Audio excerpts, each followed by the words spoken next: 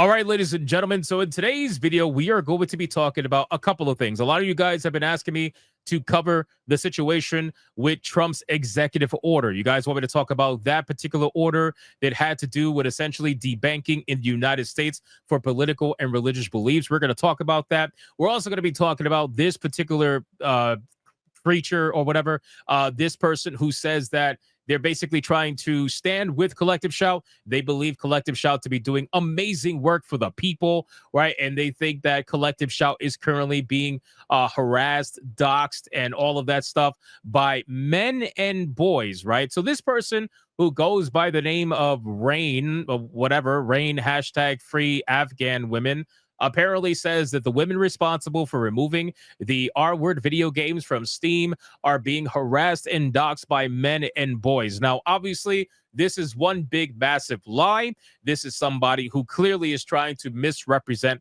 the situation, is being extremely disingenuous, is most likely a hardcore activist, right? You can kind of tell by their profile. They're not exactly on the side of anybody other than themselves. Look at the bottom there. It says lesbian misandrist. Why would I not be surprised that a lesbian misandrist is going to be siding with Collective Shout? I feel like that's so obvious at this point. But in any case, so they made this post and it got a decent amount of views, but it also got a lot of hate as well. Sabi ended up putting an amazing post right under her and says, harassed, and it's asking them why they label me as a man on their website, or how bullying a bakery for text on a shirt, best buns in town, stops child R-word in the UK by illegals. No one has doxed them. They provide all info publicly on their websites. Now, keep in mind, guys, when I've talked about Collective Shout in the past, and talked about how they say that everybody's doxing them, everybody's going after them and sharing their information publicly, I want to make it very clear, like I did in other videos, anytime somebody has talked about their name, their picture, or whatever, these people have all of that information on their websites readily available. We've talked about this many times. There is no doxing that is happening here with Collective Shout. This is all information that is available on their websites that they themselves have put out there. It's not like somebody else has put out the information for them. They themselves have put out this information. But in any case, no one has doxed them. They're taking choice away from women, but you won't acknowledge that or engage with it. She wants to ban Amazon from selling daddy chokers, for example, something I, an adult woman, want to buy. Tell me right now she is right and I am a whore for wanting it. Go on, do it. So Sabi has gone full nuclear. By the way, Sabi has gone so full nuclear that she has just been commenting on damn near almost every post from these people that are out here trying to pretend to be on the side of Collective Shout. And of course, I'm going to link all of this in the description box below. I'll link this post so that you guys can go check out the replies to this. And I'm also going to link some of the other posts, like the one with Trump's executive order that we're about to get into in a second. But we also have Haley here. Haley ends up quote tweeting Rain and says, "Oh, shut up. Collective Shout is being called out by men and women for defending a film that exploited 650 real underage girls. But of course, you would spin it as men harassing women. You're a proud misandrist. Imagine dedicating your entire life to hating men. What a shitty existence." Now, keep in mind, guys, this is literally what Collective Shout has done their entire career, right? I made a video today going over a video on their YouTube channel showcasing their ideology and showcasing also that this has been something they've been doing for many, many years. They've been thinking about this for many years. They've been wanting to ban porn, video games, violent depictions against women, even if it's fictional, horror stuff. Like, they want to ban all this stuff because, to be honest with you, let's be real, these women are unbelievably boring. They can't even think outside of the small little box that they live in every single day. They sniff each other's farts, they pat each other on the back, and they go home and say that they did a great job for the day. But to be honest with you, everybody just freaking hates them. Even most feminists hate them, except for this one, of course, that hates men more than they hate women. Now, let's go into the Trump executive order, because this is where a lot of people are they're quote tweeting this, they're putting this out there.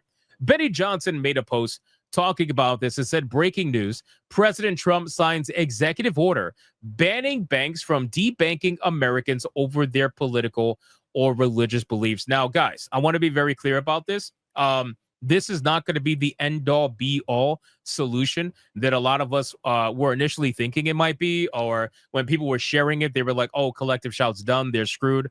I want to be very clear. This is a nice W. Do not get it twisted. We are definitely moving in the right direction, but there is still a lot more work that has to be done. But it's good that the White House is actually even paying attention to this nonsense that's been happening, let's be real, for well before this situation, right? Well before Collective Shout started going after Steam and itch.io, this kind of debanking has been going on for decades, right? The banks have been utilizing their power as the essential duopolies on money all around the world to control what you can and cannot do. Debanking is a known strategy that has been utilized for a very, very long time. But this is why I say we need to do more. This amount of power that this debanking situation is not going to be handled in one executive order. That's just not possible. This amount of power that's been gained over the many decades is not going to be handled by one simple executive order. But this is a start. This is absolutely a start. So let's read this statement from the White House. It says, prohibiting politicized or unlawful debanking. Today, President Donald J. Trump signed an executive order to ensure that federal regulators do not promote policies and practices that allow financial institutions to deny or restrict services based on political beliefs, religious beliefs, or lawful business activities, ensuring fair access to banking for all Americans. Now, number one, we obviously need to acknowledge that this is just in the United States. This is not worldwide, of course. So this is mainly going to affect here in the US, which is still great. Don't get me wrong. But these are people, some of them are not even in the US, right? We're talking about Collective Shout, an organization that is in the Australia. They're in Australia. So they're not going to care about this because to them, it doesn't really matter. Now, this does make their job a lot harder. It makes their job a lot more trickier. But also keep in mind, these are banks. These are not all financial institutions. The wording is very specific for a reason. So there are certain people out there that can still enact policies that are inherently against a lot, what people fight against all the time. So let's scroll down really quick and see some of this, some of these like comments. It says, gamers, does this solve the Visa Mastercard BS? Yes, although it does not punish these companies for being the arrogant kings that they think they are. The key part is forcing legal transactions and getting rid of the reputational risk justification that they use to debank people, including artists and political commentators and game developers. That said, Visa and MasterCard didn't voluntarily change, so I think they still need to be punished. Are you sure it applies to games? Yes, it specifically mentions digital assets, which include video games.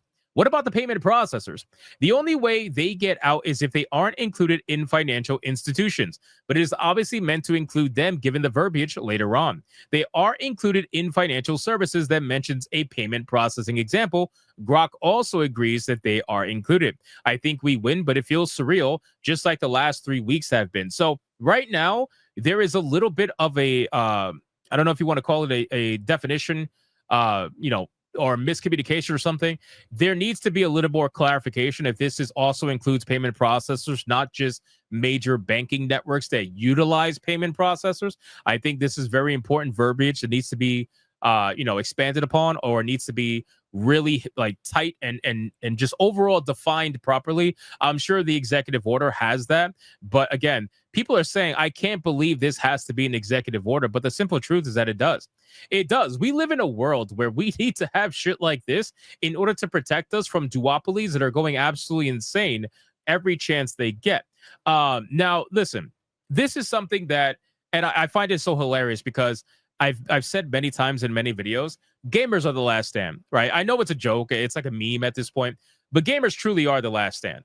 Every time something negative happens, specifically to gaming, and shit hits the fan, we usually see some pretty good change come from it. I'm not saying gamers are going to save the world, but what I am saying is that gamers tend to get shit done one way or another. And there's no doubt about it that the massive phone calls that were happening to MasterCard and Visa disrupted them so much that they had to end up making statements. They had to train their call center people on how to handle or basically hang up on people. It is so unbelievable what's been going on with this situation. So gamers really do get shit done.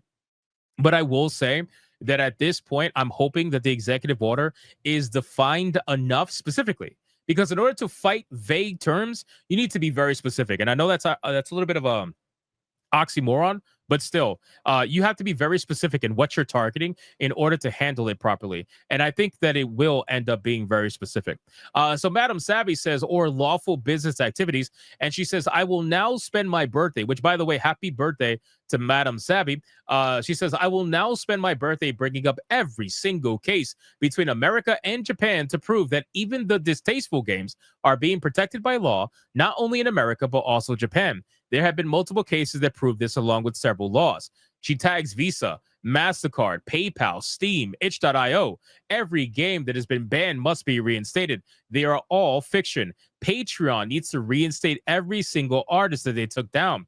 Drawing flat-chested women is protected by law. Collective Shout's handiwork will be undone. As you continue to call Visa and Mastercard, bring this up. And I agree, you should bring this up when you are doing your phone calls. You know, you're being nice on the phone, but you're doing your phone calls or you're talking to these institutions. Tell them, hey, did you know that due to an executive order from President Trump as of XYZ date, just bring this shit up.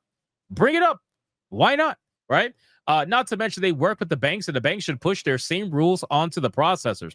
You could also call your bank and to demand answers on why your payments can't be processed because of XYZ reason. I think this is going to be a big move.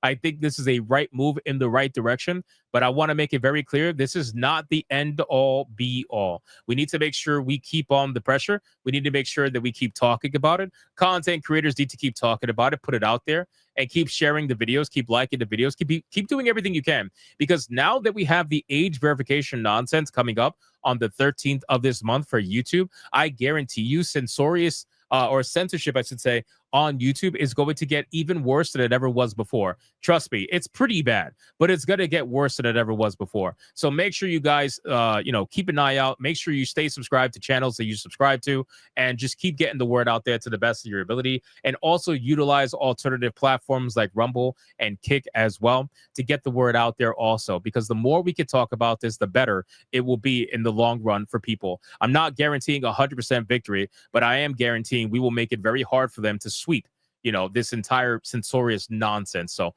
let me know what you guys think in the comments down below. If you enjoyed this video, consider hitting that like and subscribe button, as we are nearing 97,000 subscribers, and I will see you guys on the next one.